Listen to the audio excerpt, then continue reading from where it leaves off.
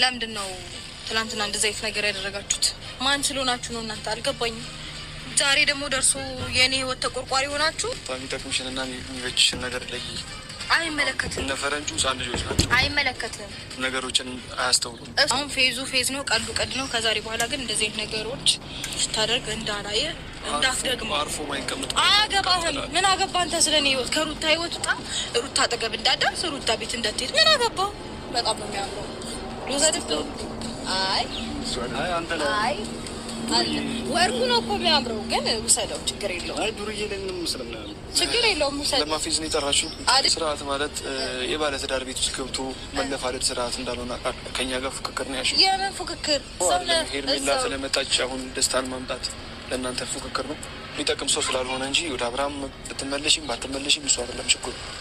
በቃ ልጁ እንደማይሆን ሰማሁ አይደለ? ነገርኳችሁ በመረጃ ገንዘብ እየከፈለ መጥፎ ነገር እያወራችሁ ከኔ እንዲልቅ ሰዎች ከኔ በቃ ጥሩ የተባሉ ሰዎችን ከኔ ማሸሽ ነው የምትፈልጉት።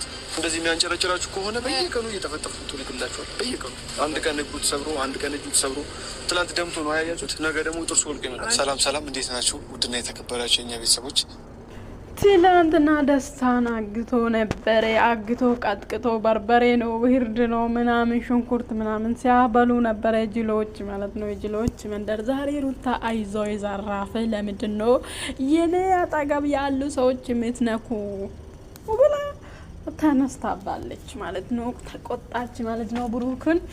ለዛውም ደግሞ ስልክ ምናምን ቀማችሁ። ያው የሷ ደስታ ስልክ ቀሙ፣ ወርቅም ወሰዱ እያለች ነው። እንዴ ብሩክ ወስደክ ነው ለብሰ የምትመጣ? ወይኔ ሩታ ዛሬ ልጁን ለመቃጠል ነው መጣሹ።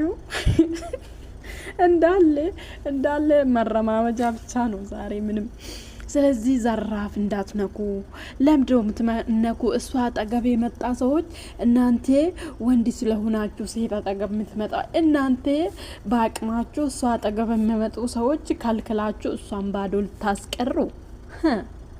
ልታስቀሩ እኔ ለእናንተ አንድ ብር አልከፍልማን። እዛ አሽቃምጦ እዛ አለቅልቁ። እዛ መንደር ነው የሚያምር። አዎ እዛ መንደር የጀመራችሁ መንደር ነው የሚያምራችሁ እንጂ ለምን በነፈሰበት ቦታ የምትነፍሱ? በቃ የያዛችሁትን ጨርሱ፣ አጋቡ ምናምን።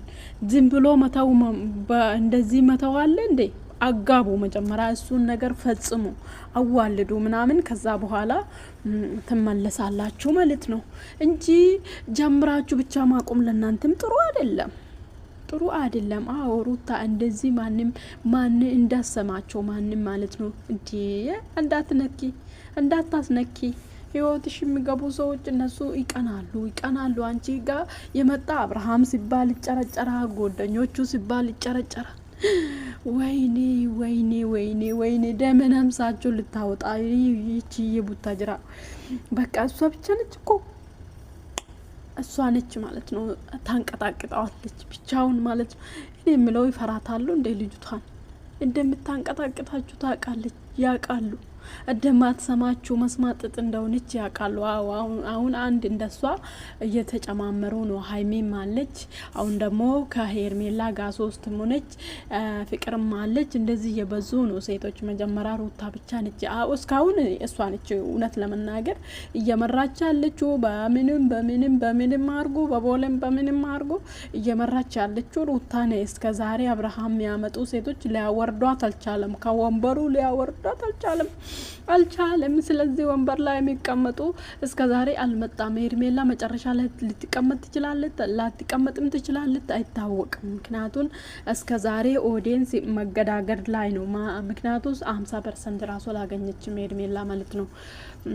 እንደ ሩታ 100% የሚባል 90 አገኝቻለች ኦዲየንስን። እሷ ግን 50% ራሱ ያገኘችው አይመስለኝም። እና እስከ ዛሬ ሪካርድ የያዘችው ሴት የለችም። በአብርሃም ህይወት መታ ሩታን ይጣለችው የለም። ምክንያቱም እቺ ልትቀበላት ነው። ሩታ ባታዋት ኖሮ እቺ ትም አትነጥቅም። ስለዚህ ሩታ ትታ ነው ማለት ነው። ሩታ በነገራችን ላይ ሩታ አንደኛ መተውን የፈለገችው እንደምታውቁ አብርሃም አሰራትም እኮ ምክንያቱም እሷ ለቤተሰብ ምንም አላደረገችም፣ ቤተሰብ አልተለወጠም ምናምን ኦዲየንስ እኛ ምንላለን እያየን እሱ ብዙ ነገር አደርጋል። ለቤተሰቡ ቤት እስከ መግዛት ድረስ ደርሷል። ይሄው እንደምታውቁ ማለት ነው። ለቤተሰቡ ቤት አስጀምሯል። ብዙ ነገር እያደረገ ነው እሱ። ግን እሷ ምንም ያደረገችው ነገር የለም። ልትሰራ ትፈልጋለች ማለት ነው። ስለዚህ ብቻውን እዛ አሁን ልጅ ከወለደች ልጁን እያሳደገች ልትሰራ ትፈልጋለች ሳይድ ይዛ። ለዚህ ብቻ አይደለም፣ ለጉዳቱ ብቻ አይደለም አብርሃም ጋር መታረቅ ያልፈለገችው። ምክንያቱም አብርሃም አሰራትም እንደምታውቁ አሰራትም ራሱ ሲሰራ ነው እንጂ እሷ አንድ ነገር ይዛ ስትመጣ ወደ ሮጦ ነው የሚሄደው። ከህይወቷ ውጣ ስትል ራሱ መውጣት አይችልም ማለት ነው። እንዲሰራ አይፈልግም፣ ፍላጎት የለም ይመስለኛል ማለት ነው። ሁልጊዜ በቃ ከሷ ስር እንድተዳደር ይፈልጋል። እኔ እንጃ ግራ ይገባል እኮ አንዳንዴ። ስለዚህ ታቆጣችኋው እንደዚህ በጣም ይመቻሉ እኮ እንትና እንደው ማለት ነው። ለፎጎራም ለምኑም ያምራሉ ፈረንጁና ሩታ ማለት ነው። ከነ ፈረንጁ ምናምን መዋል ከናንተ በታች ነው። ልጅ እኮ ነች። ልጅ ስለወለደች ብቻ የሆነች ሴት ትልቅ ነች ማለት ነው።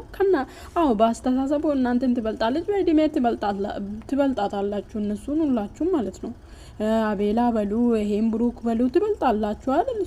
እሷ ከናንተ በታች እኮ አይደለም፣ ከፈረንጁ በላይ ነች እንጂ አሁን ከናንተ በታች አይደለም። ያው ሄርሜላም ከሷ በታች ነው ተብሏል።